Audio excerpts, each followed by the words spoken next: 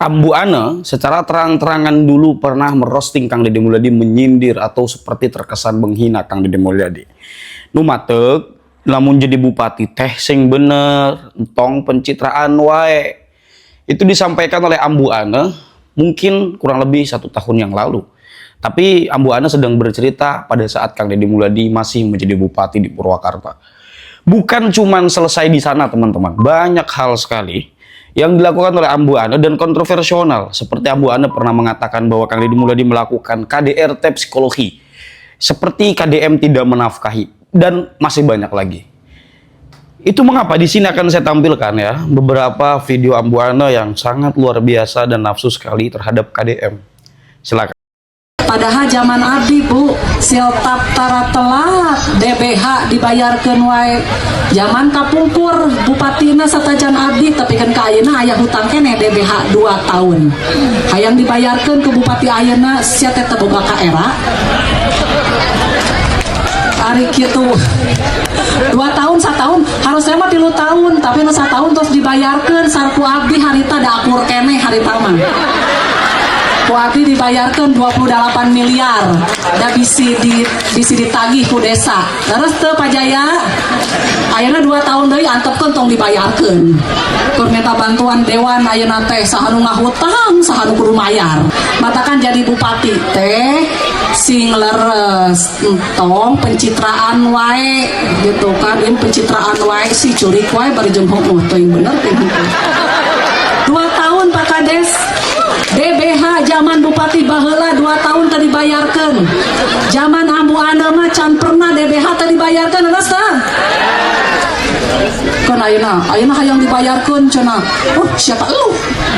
Wow, gila banget, menyala bangku. Gubernur Deddy Mulyadi ternyata bakal menghapus persyaratan kerja pelamar di daerah Jawa Barat. Ini benar-benar langkah yang sangat baik untuk mengurangi jumlah pengangguran yang ada di Jawa Barat. Bahkan banyak yang menilai Kang Deddy cocok menjadi capres di periode selanjutnya. Gue ngeliat beliau akhir-akhir ini waktu baru ngejabat itu langsung bergerak gercep banget dah. Iya, gerakannya itu langsung satset-satset kan. Dia berantas mafia dan selamatkan tanah masyarakat. Dia bahkan mau memberantas ormas di Jawa Barat. Bahkan lo tau nggak? Sampai persyaratan kerja baru-baru ini bakal dihapus untuk para pelamar kerja di Jawa Barat. Karena sepak terjang dari beliau ini, banyak masyarakat di daerah lain yang justru iri dengan ketegasan Gubernur Jawa Barat untuk menyejahterakan masyarakat. Bahkan lo tau nggak sih, baru-baru ini gue nggak habis pikir beliau turun ke selokan Rin untuk ngebersihin sampah. Wow, bener-bener dedikasi yang luar biasa. Gue berharap sih ini bisa konsisten dan bisa jadikan Dita capres sih. Wah, kalau menurut gue sih bisa banget nih. Karena lo tau nggak, selain gerakannya yang cepat, beliau tuh juga pintar memberantas korupsi. Bahkan Sandi Butar-Butar Damkar yang jujur itu diaktifkan sama beliau. Dan lo tau nggak sih, dia itu juga konten kreator. Jadi semua bidang itu dikuasai. Luar biasa.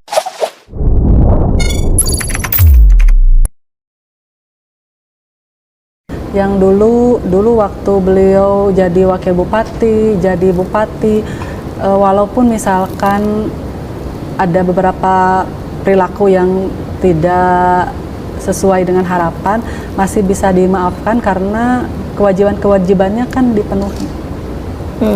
Kewajiban-kewajibannya kan dipenuhi. Kalau sekarang justru setelah jadi bupati, kewajiban beliau selaku suami tidak dipenuhi.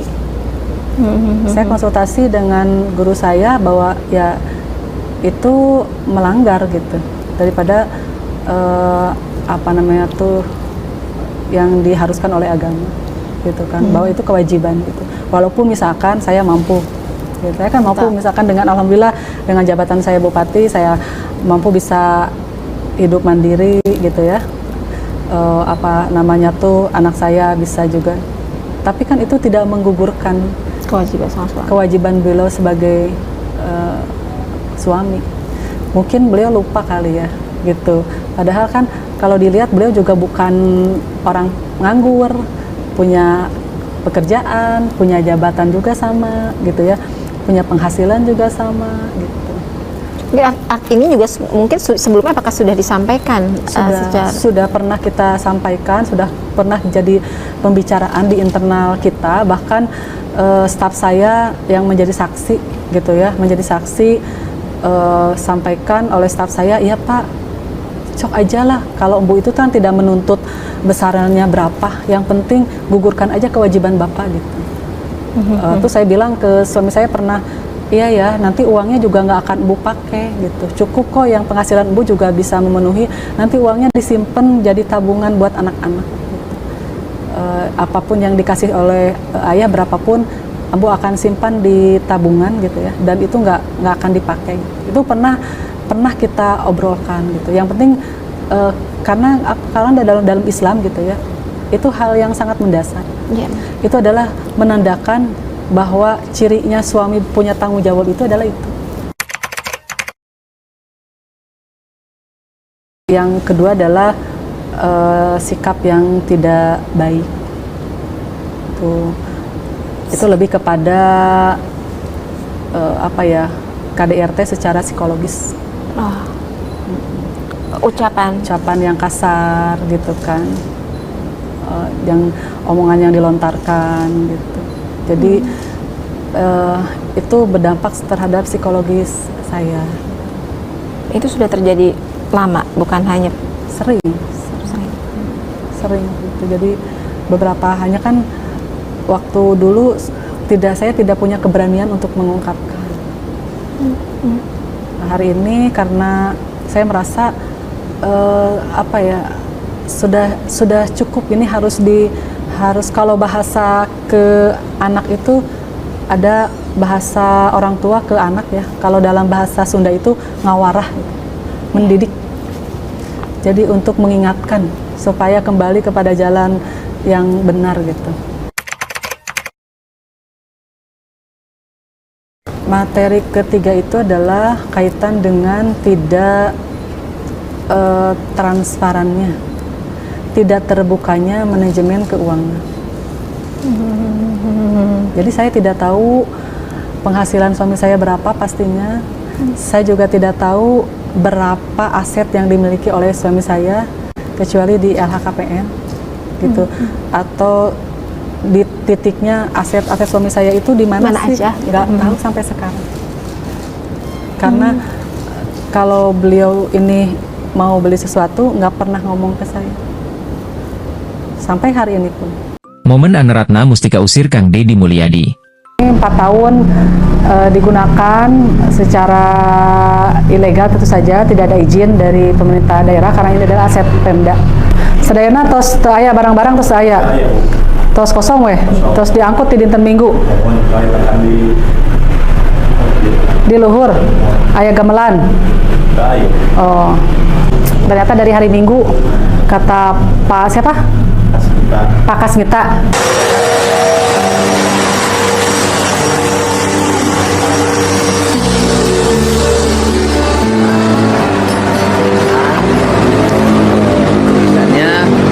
Tulisan bagus-bagus. Ini mobilnya salah suruh mundur. Mobilnya suruh mundur. Ya, kekayaan saya begini.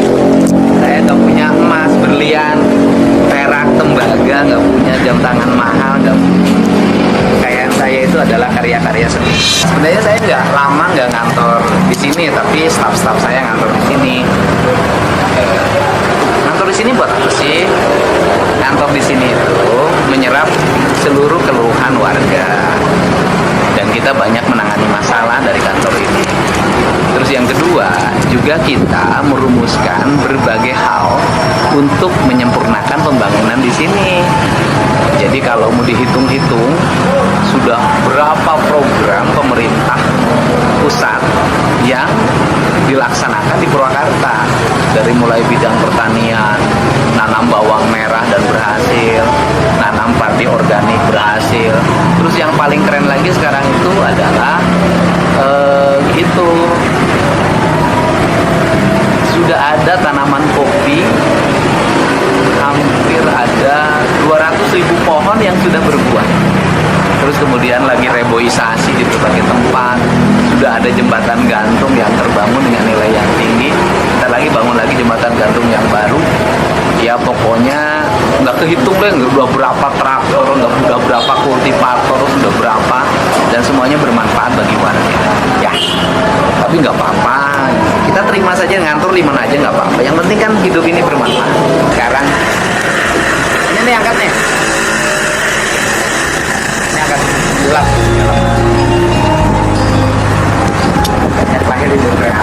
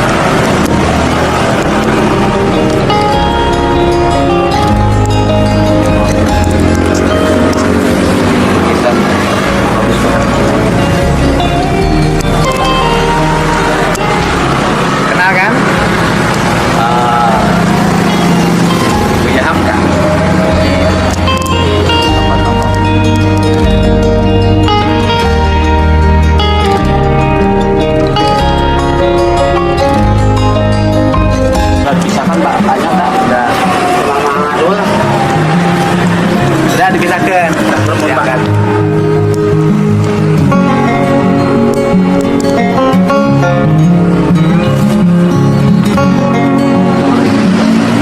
Tapi menyia-nyiakan ini bohong. Sini. Ini orang kalau nggak menghargai, nggak ngerti sejarah, hanya menjadikan NU sebagai sesuatu yang saya udahlah nggak usah diceritain. Jadi kalau nggak ngerti sejarah, orang bilang mencintai NU, orang bilang jamaah NU, orang bilang membutuhkan NU, ya hanya butuh-butuh politik gitu. Tapi yang asli itu masih mencintai itu. Jadi kalau mencintai NU, nggak mencintai ini, itu ya bohong. Mencintai NU itu berarti mencintai Mbak Hasyim Asy'ari. Nah, sih. Ini tadi diletakkan di luar sembarangan saja, harusnya nggak boleh ini diletakkan sembarangan saja. Buya Hamka ini nggak boleh, apalagi kita orang NU ya. Ini coba. Lo yang bapak mana wae? Ya pak. Nah ini mah pemerintah bukan saya. Ya kan? Kalau ini adalah pemerintah. Karena kan ini diberikannya pada bupati. Jadi ini Pemda, bukan pribadi gitu loh. Nah, ini Pemda bukan pribadi, ini kayak ini. Kayak ini, ya kan? Ini Pemda, bukan bupati. Gitu loh, Pak. Tapi kalau ini harus diangkat nggak apa-apa. Simpen aja, nanti simpen di museum Bapak. Pak Diki. Ya, Kak.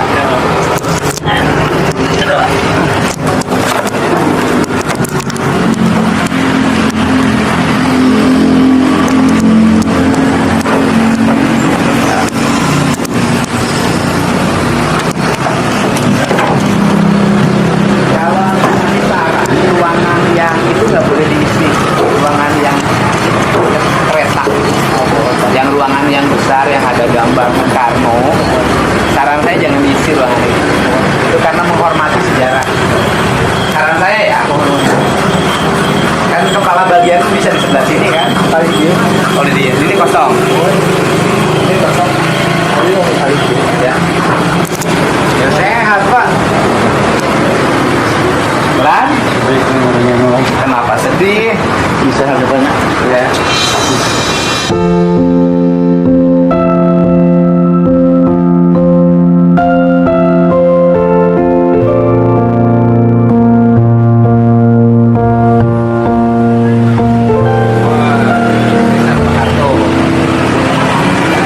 Langsung diangkat.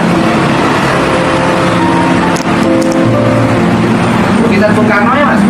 Ada Pak? Ambil. Keren kan? Ya coba.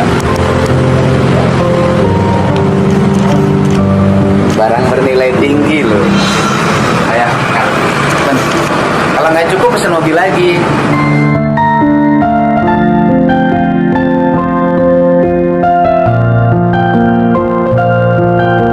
Yang lukisan utama aja dulu. Ya kan? Lukisan berkelas ini. Ya.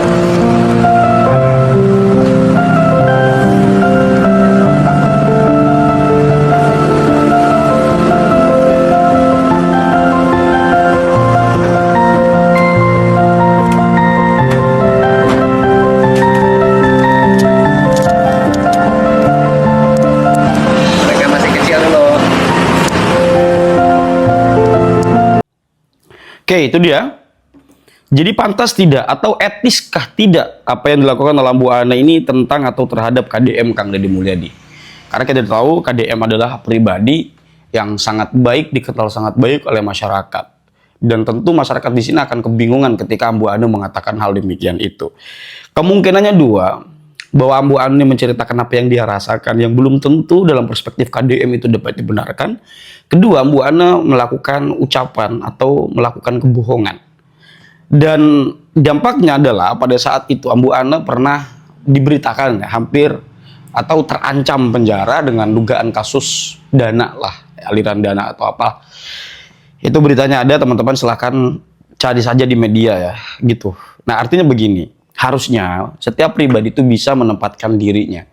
Dia bicara sebagai apa dan di mana. Ketika Bu Ana berbicara di atas masyarakat, di atas panggung, di hadapan masyarakat, ini Bu Ana mestinya sadar bahwa dia adalah orang yang pasti disorot. Dia adalah seorang figur yang tidak secara patut harus mengatakan hal-hal yang berbau kepentingan dapur. Beda loh, Pak. Bu Ana ini bukan orang ya, secara background adalah artis, bukan selebriti juga.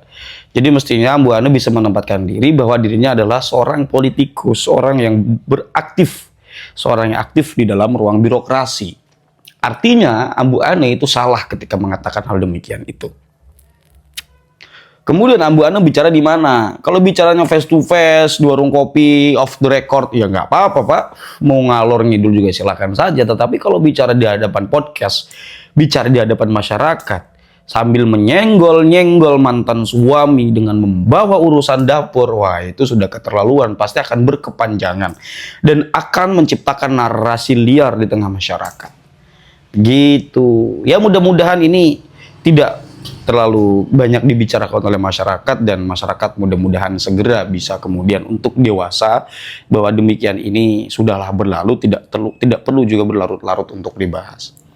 Kiranya itu saja hal-hal yang dapat saya sampaikan, kurang lebihnya saya mohon maaf. Hadanallahu wa iyyakum ajma'in. Salam cinta damai untuk semuanya, untuk NKRI tercinta. Wallahu huwal muwaffiq ila aqwamit thoriqin. Wassalamualaikum warahmatullahi wabarakatuh.